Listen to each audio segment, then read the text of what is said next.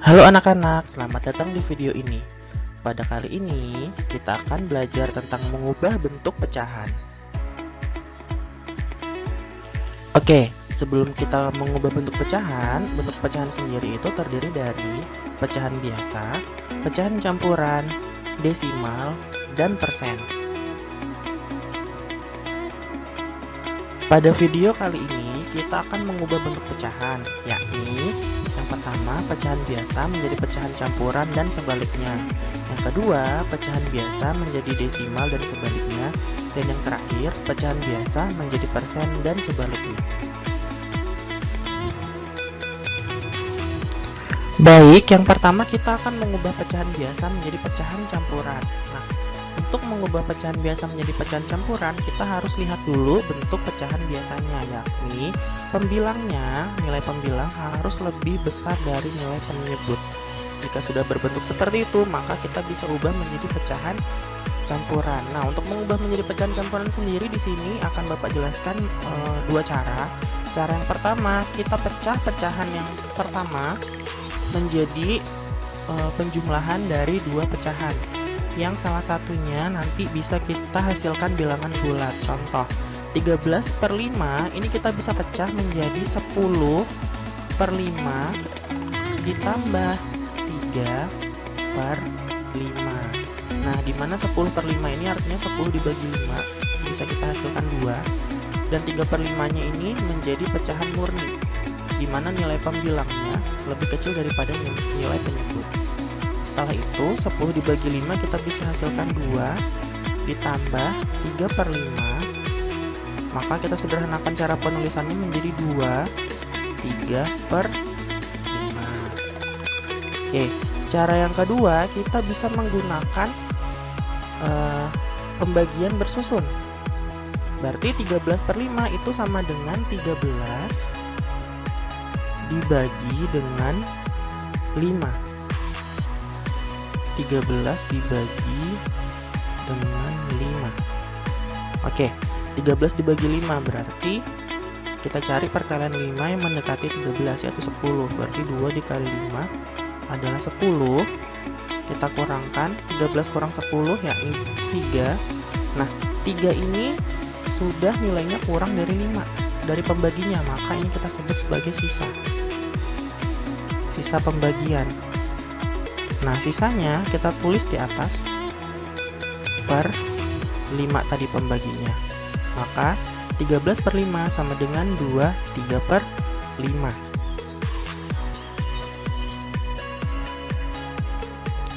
Oke, kita lanjutkan. Sekarang kita akan mengubah pecahan campuran menjadi pecahan biasa. Nah, di sini Bapak juga akan menjelaskan menjadi dua cara. Cara yang pertama, kita pecah dulu pecahan campurannya menjadi bilangan bulat. Di sini ada 3/2/5, bilangan bulatnya adalah 3 ditambah 2/5. Jadi 3/2/5 itu maknanya 3 ditambah 2/5. Nah, kemudian 3 kita ubah menjadi bentuk pecahan dengan penyebut 5. Berarti 3 dikali 5 yaitu 15. 15/5. 15 dibagi 5 hasilnya adalah 3. Ditambah 2/5. Nah, kemudian tinggal kita jumlahkan. 15 tambah 2 yakni 17/5. Seperti itu. Atau kita bisa menggunakan cara singkat. 2/5.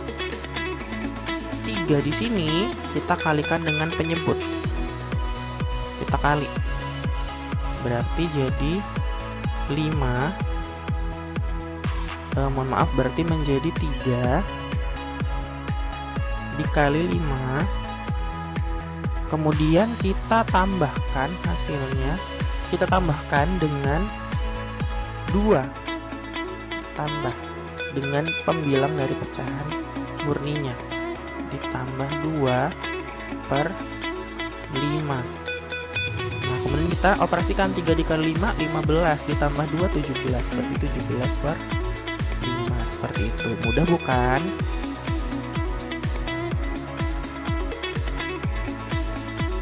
Baik, kita lanjutkan mengubah pecahan biasa menjadi pecahan desimal. Untuk mengubah pecahan biasa menjadi pecahan desimal, di sini kita lihat dulu dari pecahannya ya. Contoh yang pertama di sini ada 8/100. Nah, 100 ini ada dua angka 0. Ya kan? Ada 2 0. Maka nanti desimalnya memiliki dua digit atau dua angka di belakang koma. Jadi seperti ini cara mudahnya. Kita langsung saja tulis 8. Karena ada dua angka 0, berarti di belakang koma harus ada dua angka. Ini baru satu angka, tambahin lagi 1. Baru beri koma, baru beri lagi 0. Jadi 0,08 seperti itu. Jadi ingat, ada di pembaginya ada dua angka 0, maka desimalnya juga harus ada dua angka di belakang koma. Seperti itu, di belakang koma. Nah, selanjutnya bagaimana dengan 56.421 dibagi dengan 1000? Nah, kalau kita lihat di sini kan pembilangnya memiliki jumlah angka yang lebih banyak daripada penyebut. Jadi kita bisa tuliskan dulu pembilangnya menjadi 5. Kita tuliskan angka-angkanya dulu. 5, 6, 4, 2, 1. Kemudian kita lihat di penyebut terdapat 3 0.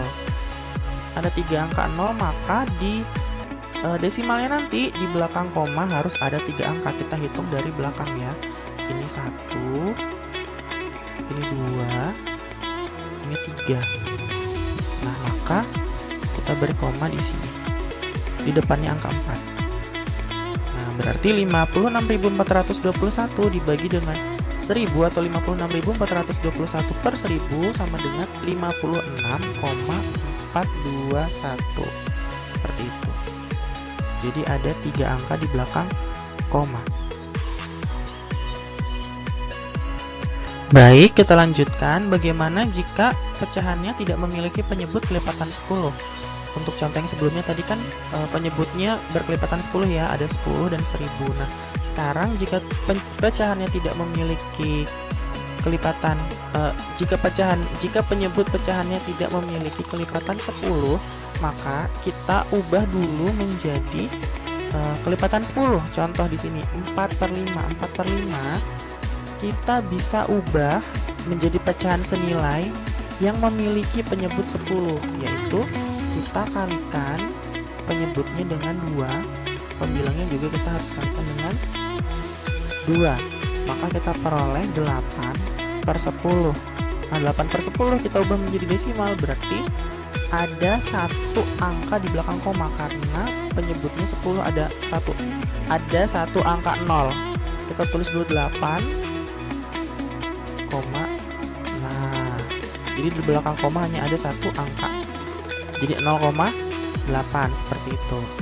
Nah, selanjutnya di sini ada 9/8. Apakah 8 kita bisa ubah menjadi kelipatan 10?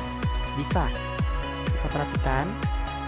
9/8 kita kalikan dengan 125. Jadi pembilang dan penyebut kita kalikan dengan 125. Nah, di sini kita peroleh penyebutnya menjadi 1000 dan pembilangnya kalau kita kalikan menjadi 1125, sehingga desimalnya menjadi memiliki 3 angka di belakang koma. Kita tulis dulu 1125, kemudian kita hitung dari belakang harus ada 3 angka di belakang koma. 1, 2, 3. Ada 3 angka, berarti komanya ada di depan angka, ada di antara angka 1. Jadi 1,125 seperti itu.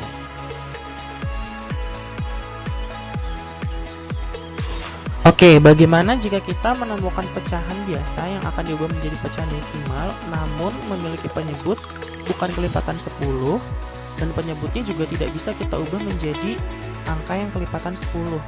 Nah, caranya adalah kita bisa membagikan pembilang dengan penyebut menggunakan pembagian bersusun. Contoh pertama di sini ada 8/13. kita akan bagikan dengan pembagian bersusun 8 dibagi 13. Oke. Nah, karena 8 ini lebih kecil dari 13, kita pinjam 0, kemudian kita beri 0, di hasilnya. Kemudian kita bagi seperti biasa, 13 dikali berapa agar mendekati 80. Kita coba kita kalikan 6. 13 dikali 6 berarti 60 ditambah 18, yaitu 78. Kita kurang, sisa 2. Karena 2 lebih kecil dari 13, kita pinjam 0 lagi, tapi kita tidak perlu memberi koma lagi di hasil pembagiannya.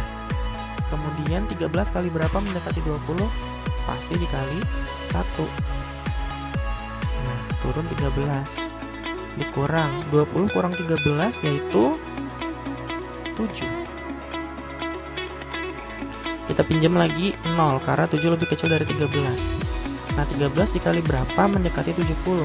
Tadi dikali 6 hasilnya 78, berarti kita kali 5. 5 kali 13 yaitu 65. 50 tambah 3, 50 ditambah 15 kan? 65. Bersisa 5. Nah, ini bisa dilanjutkan seterusnya ya, tapi kita cukup mengambil 3 angka di belakang koma saja, jadi 8,13 kita bisa bulatkan menjadi 0, pendekatan desimalnya itu 0,615 seperti itu. Oke, selanjutnya kita akan mengubah 22/9 menjadi desimal. Bagaimana caranya? Sama, kita bagi dengan pembagian bersusun. 22 kita bagi dengan 9. Oke, sudah tentu 9 kita kalikan dengan 2 menghasilkan 18. 22 dikurang 18 yaitu 4. Nah, karena 4 ini lebih kecil dari 9, kita pinjam 0. Kita beri koma di hasil baginya. Kemudian 9 dikalikan berapa mendekati 40. Oke, sudah tentu kita kalikan dengan 4. Karena 4 dikali 9 adalah 36. Kita kurangkan hasilnya 4 lagi. Pinjam 0 lagi. Di sini 4 lagi kali 9, 36 lagi. Kita kurangkan 4 lagi dan seterusnya. Maka kita bisa simpulkan 22 dibagi 9 itu 2,444 dan seterusnya. Kita bisa bulatkan menjadi 2,44 seperti itu. Karena ini 2,444-nya akan dan seterusnya. Tidak akan ada habisnya, jadi kita bulatkan menjadi 2,44. 2 digit, 2 desimal di belakang koma seperti itu. Baik, selanjutnya kita akan mengubah pecahan campuran menjadi desimal. Nah, bagaimana caranya? Perhatikan. Di sini kita punya dua pecahan, 82/10 dan 16/3/25. Cara termudah untuk mengubah pecahan campuran menjadi pecahan desimal, kita pecah dulu pecahan campurannya menjadi bagian yang bulat dan bagian pecahan murninya. Nah, kalau sudah seperti ini, kita cukup mengubah pecahan murninya menjadi desimal. 2/10 kalau kita ubah menjadi desimal adalah 0,2. Sehingga 8 ditambah 0,2 sudah tentu 8,2 seperti itu.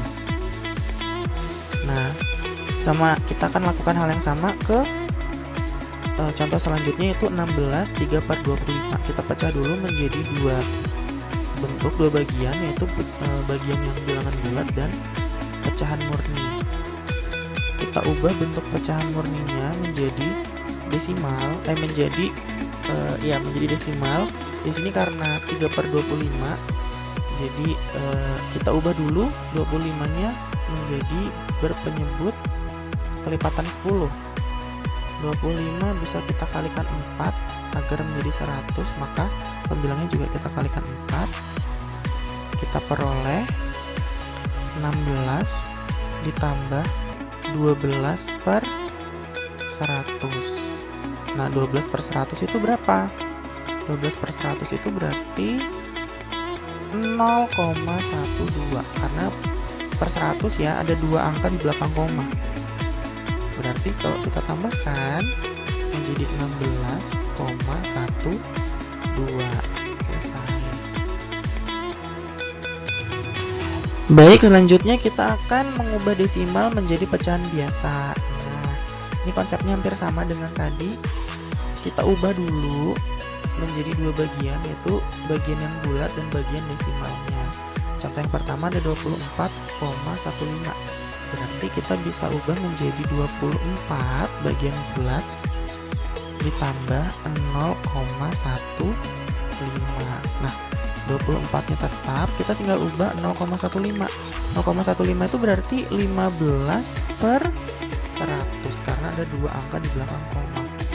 Maka menjadi, kita bisa sederhanakan juga 15 per 100 itu pembilang dan penyebutnya kita bagi dengan 5. 15 per 100 kita bagi pembilang dan penyebutnya dengan 5, maka kita peroleh 24 ditambah 3 per 20, sehingga pecahan campurannya menjadi 24 3 per 20, seperti itu. Oke, untuk yang kedua 0,048 akan kita ubah menjadi pecahan biasa atau pecahan campuran. Oke, yang pertama kita pecah menjadi dua bagian, yaitu bagian bilangan bulat dan bagian desimalnya. Bagian bilangan bulatnya yakni 0, karena di depan koma adalah 0, ditambah 0,048. Oke, 0 ditambah 0,048 berarti kita lihat di belakang koma ada 3 angka, maka 48 per 1000, seperti itu. Oke, berarti kita bisa tulis menjadi 48 per 1000 saja ya, karena 0 ditambah 48 per 1000 ya tetap 48 per 1000. Kemudian kita bisa sederhanakan, pembilang dan penyebutnya kita bagi dengan 8. 48 per 1000, pembilangnya kita bagi 8, penyebutnya kita bagi 8. Kita peroleh 6 per 125, seperti itu. Baik, selanjutnya kita akan mengubah pecahan biasa menjadi persen. Nah, bagaimana itu? Jadi ada beberapa cara. Cara yang pertama akan Bapak contohkan di contoh yang pertama, yaitu 1/4 kita akan ubah menjadi bentuk persen. Nah, langkah pertama kita bisa ubah penyebutnya menjadi per 100. 1/4, supaya 4 ini menjadi 100, kita bisa kalikan dengan 25. Maka pembilangnya juga kita kalikan dengan 25. 1 dikali 25 tetap 25. 4 dikali 25 adalah 100. 25 per 100 sama dengan 25%. Seperti itu. Ingat, persen itu berarti memiliki makna per 100. Maka 1/4 itu sama dengan 25%. Oke, untuk contoh kedua, bagaimana jika penyebutnya sulit diubah menjadi bentuk per 100? Jika ada yang seperti itu, maka kita bisa langsung kalikan dengan 100%. Jadi 7 per 90 kita kalikan dengan 100%. Maka kita peroleh 700 per 90%. Jadi dikali 100, 700 per 90%. Kita sederhanakan, ini bisa kita bagi ya menjadi 70 per 9. 70 per 9%. Kita ubah menjadi pecahan campuran menjadi berapa ini? Kita ubah menjadi pecahan campuran ya. Coba 70 kita bagi 9. 9 kali 7 63. Dikurang 10, kurang 70 dikurang 63 adalah 7. Berarti 7 per 9 menjadi 7 7/9%, seperti itu. 7/9%. Oke. Baik, selanjutnya kita akan mengubah bentuk persen menjadi bentuk pecahan biasa. Nah, ini sebenarnya mudah ya. Jadi yang pertama, misalkan kita punya 45%, 45% itu memiliki makna 45/100. Nah, ini sudah berubah menjadi pecahan biasa. Namun bisa kita sederhanakan, 45/100 ini bisa kita bagi dengan berapa? Yo, kita bisa bagi dengan 5.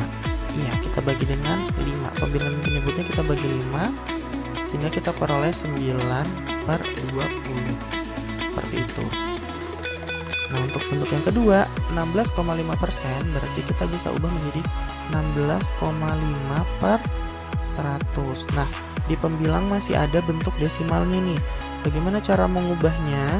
Berarti kita hilangkan bentuk desimalnya, kita kalikan dengan 10, karena di belakang koma ada satu angka, jadi kita kalikan dengan 10. Kita kali 10, otomatis penyebutnya juga kita kali dengan 10.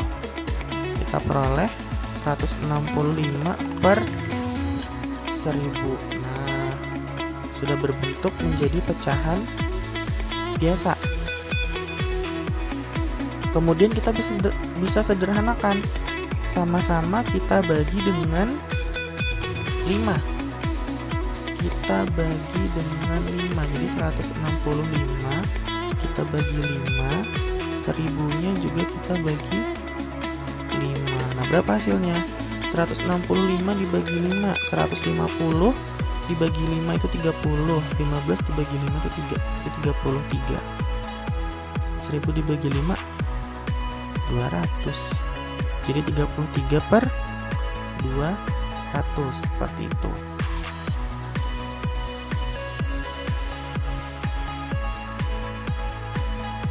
Terima kasih sudah menyaksikan videonya, semoga bisa kalian pahami dan menjadi ilmu yang bermanfaat. Sampai jumpa di video yang lainnya ya.